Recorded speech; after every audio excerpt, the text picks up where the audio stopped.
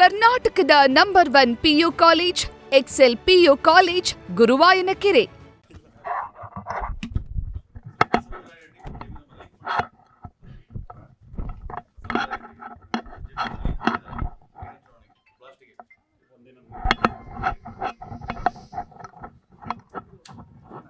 ನವದೆಹಲಿಯ ಕೆಂಪುಕೋಟೆ ಹತ್ತಿರ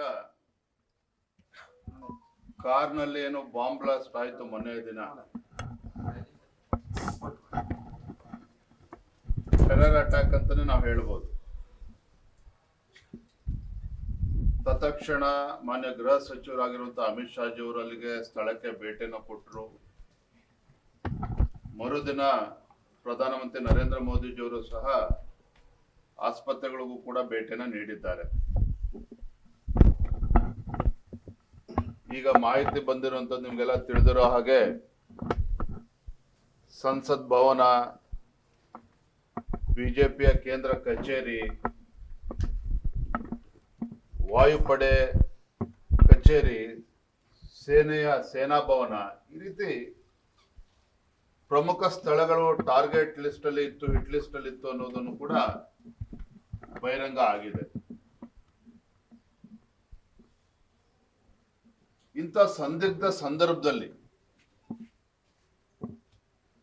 ಎಲ್ಲ ರಾಜಕೀಯ ಪಕ್ಷಗಳು ಒಟ್ಟಾಗಿ ಒಂದೇ ಧ್ವನಿಯಲ್ಲಿ ಮಾತನಾಡಬೇಕಾಗ್ತದೆ.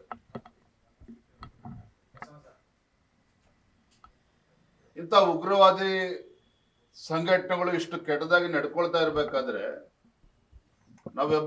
ನಾವೆಲ್ಲರೂ ಸಹ ಭಾರತೀಯರು ನಾವು ಮನೋಭಾವನೆಯಿಂದ ದ್ವಂದ್ವ ಹೇಳಿಕೆಯನ್ನ ನೀಡದೇನೆ ದೇಶದ ಪರವಾಗಿ ಒಂದು ಒಗ್ಗಟ್ಟಿನ ಪ್ರದರ್ಶನವನ್ನ ಮಾಡಬೇಕಾಗಿರ್ತಕ್ಕಂಥದ್ದು ಇದು ಆದ್ಯತೆ ಆಗ್ಬೇಕಾಗಿತ್ತು. ಆದ್ರೆ ದುರಂತ ಅಂತ ಹೇಳಿದ್ರೆ ರಾಹುಲ್ ಗಾಂಧಿ ಅವರು, ವಿರೋಧ ಪಕ್ಷದ ನಾಯಕರು ರಾಹುಲ್ ಗಾಂಧಿ ಅವರು ಈ ಕ್ಷಣದವರೆಗೂ ಸಹ ಈ ಘಟನೆ ಬಗ್ಗೆ, ಟೆರರಿಸ್ಟ್ ಅಟ್ಯಾಕ್ ಬಗ್ಗೆ, ಬಾಂಬ್ ಬ್ಲಾಸ್ಟ್ ಬಗ್ಗೆ ಈ ಕ್ಷಣದವರೆಗೂ ಕೂಡ ತಮ್ಮ ಪ್ರತಿಕ್ರಿಯೆನ ನೀಡಿಲ್ಲ. ಮತ್ತೊಂದು ಕಡೆ ಕಾಂಗ್ರೆಸ್ ಪಕ್ಷದ ಹಿರಿಯರು ಮನಬಂದಂತೆ ಮಾತನಾಡ್ತಾ ಇದ್ದಾರೆ. ಬಿಹಾರ್ ಚುನಾವಣೆ ಲಿಂಕ್ ಮಾಡುವ ಪ್ರಯತ್ನವೂ ಕೂಡ, ಷಡ್ಯಂತ್ರ ಕುತಂತ್ರ ಕೂಡ ನಡೀತಾ ಇದೆ. ನನ್ನ ಪ್ರಕಾರ ಇದು ಮೂರ್ಖತನದ ಪರಮಾವಧಿ. ಕಾಂಗ್ರೆಸ್ ಪಕ್ಷದ ನಾಯಕರ ಹೇಳಿಕೆಗಳೇನಿದ್ದಾವೆ, ಇದು ಮೂರ್ಖತನದ ಪ್ರದರ್ಶನವನ್ನ ಕಾಂಗ್ರೆಸ್ ಪಕ್ಷದ ಮುಖಂಡರು ಮಾಡ್ತಾ ಇದ್ದಾರೆ.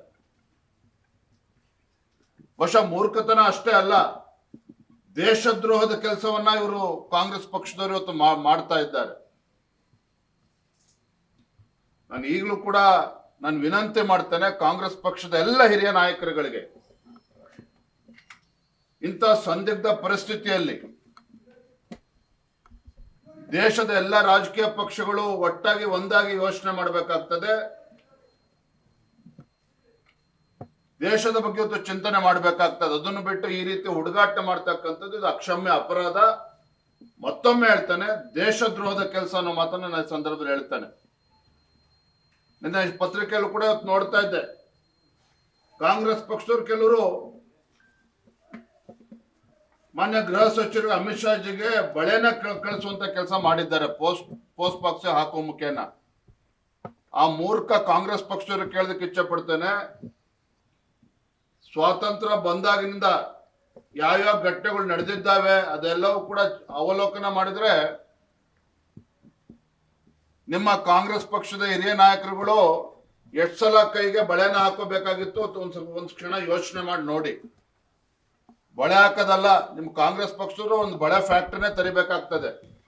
ಅಷ್ಟು ಬಾರಿ ದೇಶದಲ್ಲಿ ಉಗ್ರಗಾಮಿ ಚಟುವಟಿಕೆಗಳಿಗೆ ಅಷ್ಟು ಜನ ಪ್ರಾಣವನ್ನ ತೆತ್ತಿದ್ದಾರೆ. ಯೋಧರು ಕೂಡ ಪ್ರಾಣವನ್ನ ತೆತ್ತಿದ್ದಾರೆ, ಭಾರತೀಯರು ಕೂಡ ಪ್ರಾಣವನ್ನ ಕಳೆದುಕೊಂಡಿದ್ದಾರೆ. ಹಾಗಾಗಿ ಈ ರೀತಿ ಹುಡುಗಾಟಿಕೆ ಮಾಡೋದನ್ನ ಬಿಟ್ಟು ದೇಶ ಒಟ್ಟಾಗಿ ಒಂದಾಗಿ ಆಲೋಚನೆ ಮಾಡುವಂತ ಸಂದರ್ಭದಲ್ಲಿ ಕೇಂದ್ರ ಸರ್ಕಾರಕ್ಕೆ, ಪ್ರಧಾನಮಂತ್ರಿಗಳಿಗೆ, ಗೃಹ ಸಚಿವರಿಗೆ ಬಲವನ್ನ ಕೊಡುವಂತ ಕೆಲಸ ಮಾಡಬೇಕೇ ವಿನಃ ಈ ರೀತಿ ದೇಶದ್ರೋಹದ ಕೆಲಸವನ್ನ ಮಾಡಬಾರದು ಅನ್ನೋ ಮಾತನ್ನ ನಾನು ಈ ಸಂದರ್ಭದಲ್ಲಿ ಹೇಳೋದಕ್ಕೆ ಇಷ್ಟಪಡ್ತೇನೆ. ಸರ್, ಈ ದಾಳಿನಲ್ಲಿ ಪ್ರಮುಖವಾಗಿ ವೈಟ್ ಕಾಲರ್ಗಳು ಅಂಶ ಬಹಳ ಗಂಭೀರವಾಗಿರುವಂತದ್ದು.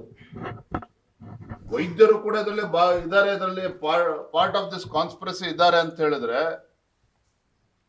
ಇದು ಬಹಳ ಗಂಭೀರವಾಗಿರ್ತಕ್ಕಂಥ ಬೆಳವಣಿಗೆ. ಮಾನ್ಯ ಗೃಹ ಸಚಿವರು ಎಲ್ಲವನ್ನು ಕೂಡ ಇದ್ರ ಬಗ್ಗೆ ಚಿಂತನೆಯನ್ನ ಮಾಡ್ತಾರೆ. ನ್ಯೂಸ್ ಫಸ್ಟ್ ನಿರ್ಭೀತಿಯಿಂದ ನಿಮ್ಮ ಪರವಾಗಿ.